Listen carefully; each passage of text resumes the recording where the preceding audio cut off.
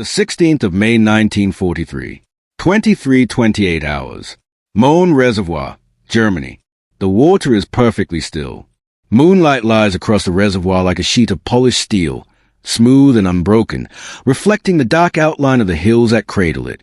At the far end of the valley, the dam rises, vast, curved, absolute, its concrete face swallowing the night behind it. Then the valley begins to vibrate. Not the distant hum of bombers cruising safely at altitude. This sound is low. Immediate. Wrong.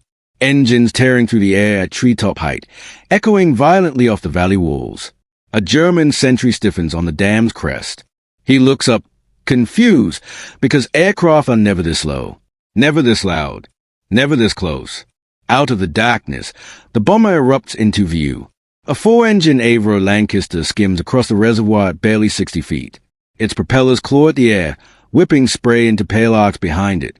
The aircraft shadow races alongside across the water, stretched long and distorted, like something alive and hunting. Inside the cockpit, the world has collapsed to three things: airspeed, altitude, distance. Nothing else exists.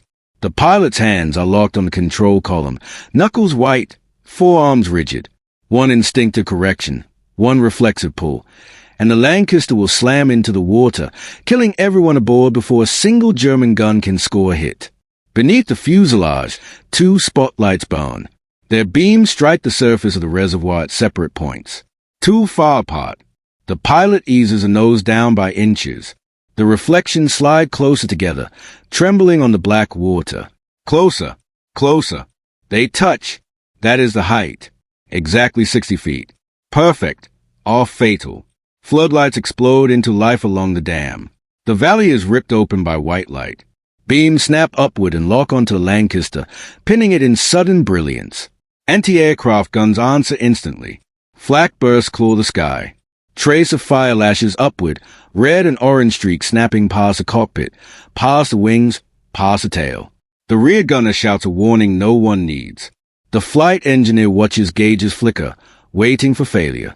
No one looks back. There is nothing behind them now, only the wall. The bomb aimer lies flat in the nose, pressed against the glass, staring straight ahead. The dam grows impossibly large, concrete filling the windscreen, rushing toward them at more than 200 miles an hour. He does not count seconds. He counts distance. Steady, the pilot says. His voice is calm, too calm, as if the aircraft is not flying straight at a concrete wall under direct fire. The Lancaster holds its line. Flak bursts close enough to rock the fuselage. A shell tears through fabric and metal on the wingtip. The aircraft shudders, but stays level. The dam now dominates everything. This is the moment instinct should take over. Pull up, break away. Live. Training crushes instinct. Now. The release thumps through the airframe. The weapon drops. For a fraction of a second, it disappears into darkness. Then it strikes the water and bounces. Once, clean and perfect, throwing spray skyward. Twice, skipping forward with unnatural grace, spinning backward exactly as its creator promised. The Lancaster roars overhead, clearing the crest of the dam by yards. The pilot slams the throttles forward and wrenches the aircraft into a brutal turn, diving away down the valley as trace of fire tears through the space they occupied seconds earlier. Behind them, the bomb hits the wall. There's a pause, a single stretched heartbeat. Then the explosion hammers the dam's face, a deep, muffled concussion that sends a towering column of water into the air. The valley shakes.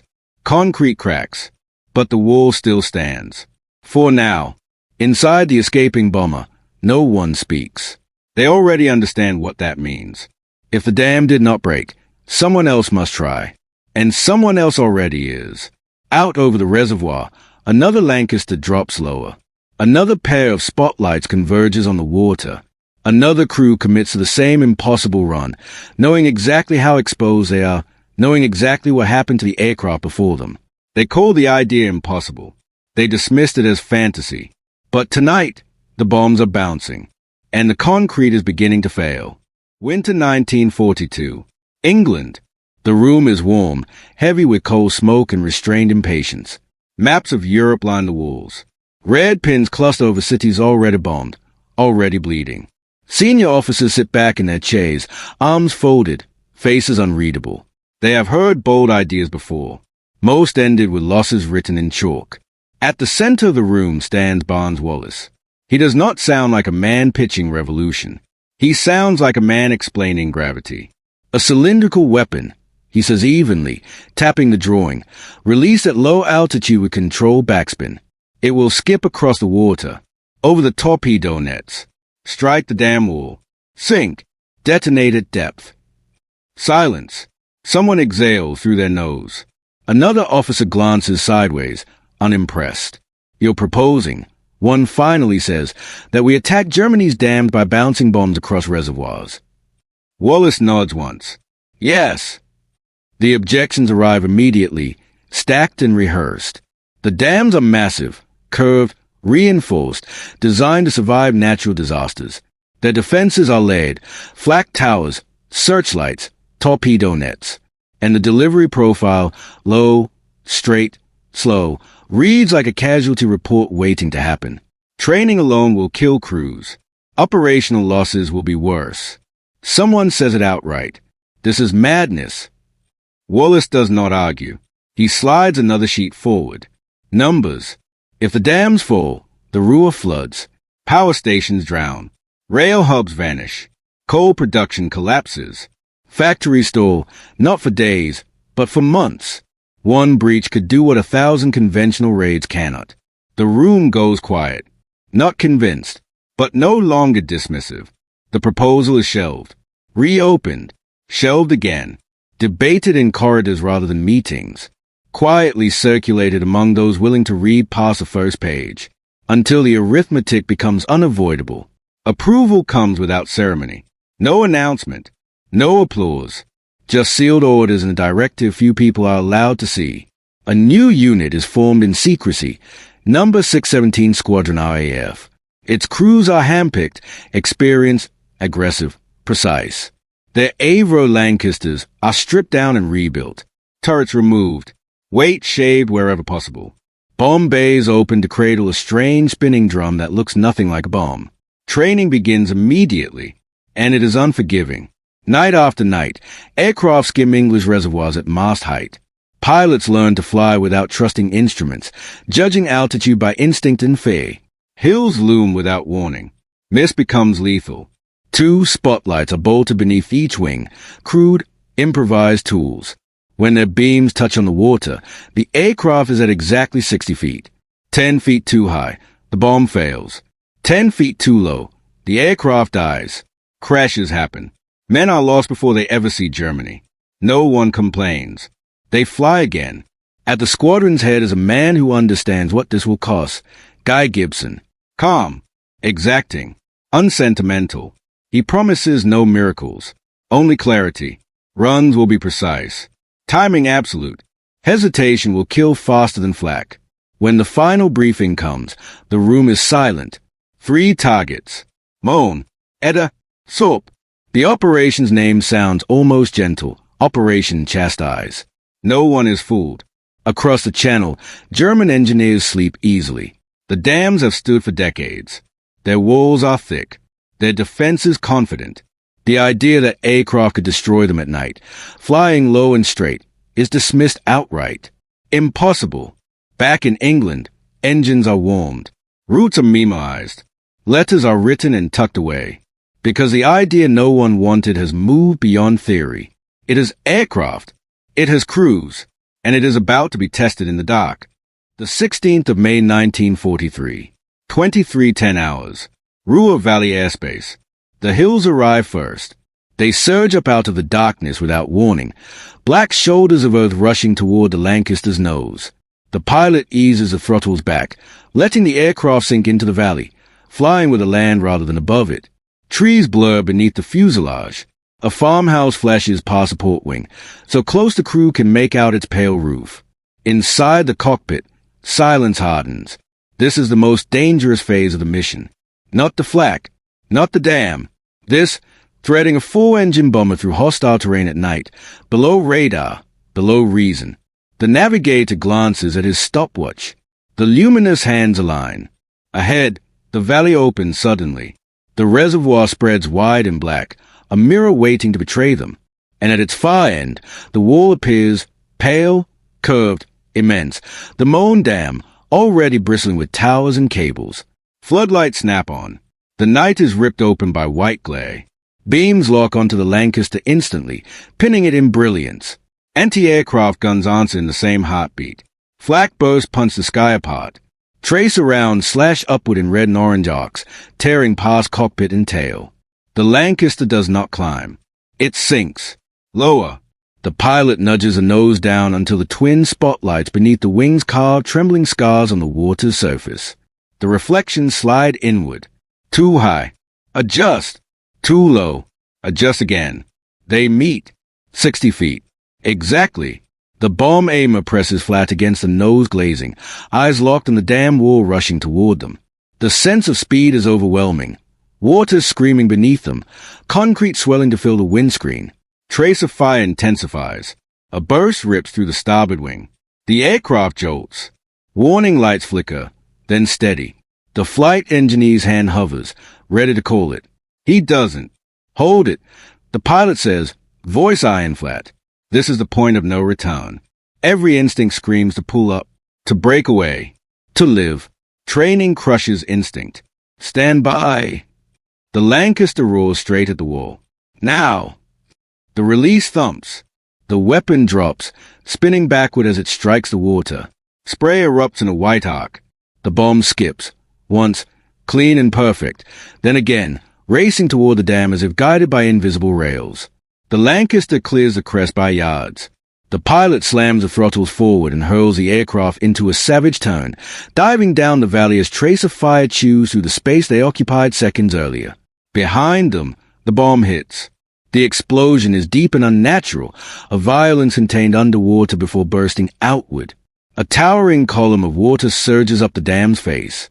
The shockwave rattles the escaping bomber. Inside the cockpit, no one cheers. They look back. The wall still stands. Cracked, scarred, but standing, which means the arithmetic remained brutal. Another Lancaster is already lining up. Then another. The reservoir becomes a killing ground. One aircraft takes a direct hit on its run. It vanishes in a blinding flash, wreckage scattering across the water. No parachutes. No voices. Just empty air where crew existed moments before. The next pilot does not hesitate. He drops lower. Spotlights meet. Bomb away. Again the weapon skips. Again it strikes. Again the dam absorbs a punishment. Groaning, flexing, wounded beyond its design. Hairline fractures spread like veins across the concrete face. Water begins to seep through places that were solid minutes before. Inside a circling Lancaster, a crewman grips the window frame, breath held. The wall shudders. For a moment, nothing happens. Then the concrete gives. A section collapses inward with a grinding roar. The reservoir surges forward, pouring through the breach in a white, unstoppable torrent. Millions of tons of water hurl themselves into the valley below. The impossible has happened, but there is no time to absorb it. Fuel is low. Aircraft are missing. And in another valley, another dam still stands, waiting. The 16th of May 1943. After midnight, central Germany. The sound comes first. A deep, advancing roar rolls through the valleys downstream of the breach wall, lower than thunder, constant, growing. Windows rattle in villages miles away. Dogs howl. Sleepers wake with the instinctive certainty that something immense is moving in the dark. Then the water arrives, not as a wave, but as a wall, black, violent, unstoppable. It rips trees from their roots and hurls them like toys. Bridges snap and vanish. Rail lines twist and buckle as a surge smashes into them. Power stations drown in minutes, turbines choking as Ruhr's electrical heartbeat stutters and dies. Factories go dark, not from bombs, from water. Above the devastation, the raid fractures. Formations dissolve into solitary aircraft, radio crackling with clipped call signs, half phrases, broken reports, long silences where voices should be. Some crews turn south, skimming ridgelines toward the next objective. The Eder Dam waits in a tighter valley. Worst terrain. No straight run. Hills crowd in on both sides, forcing pilots to dive, climb, bank, then snap level at the last possible second. There is no margin left to borrow. Floodlights snap on. Flak erupts. A Lancaster drops lower still, so close to the water that its shadow races along the hillside beside it. Trace of fire claws past the cockpit. The pilot fights the controls, holding the aircraft steady as the spotlights beneath the wings burn twin scars across the reservoir. They meet. Bomb away.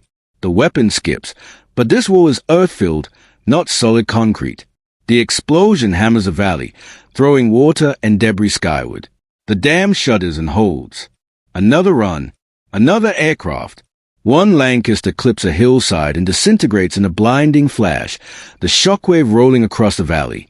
The crew behind it flies straight through the smoke without breaking away. They cannot stop now. At last, repeated strikes take their toll. The earthen wall slumps, then collapses. A second torrent surges free, racing toward sleeping towns that will be drowning before dawn. Farther east, surviving crews reach the Salt Dam. This is the hardest target of all. An earth dam under heavy defense. No bouncing attack possible. The bomb must be dropped directly along the crest, straight, level, exposed, under sustained fire. The Lancasters line up anyway. Run after run. Flak chews into wings and fuselages. One bomb detonates too far out. Another strikes but fails to break the wall cleanly. The dam shudders, wounded but defiant. Eventually, enough damage is inflicted to force emergency repairs. Not a dramatic breach, but a strategic wound that will drain manpower and resources for months. As the surviving aircraft turn for home, the eastern sky begins to pale. Fuel gauges hover near zero. Engines run rough.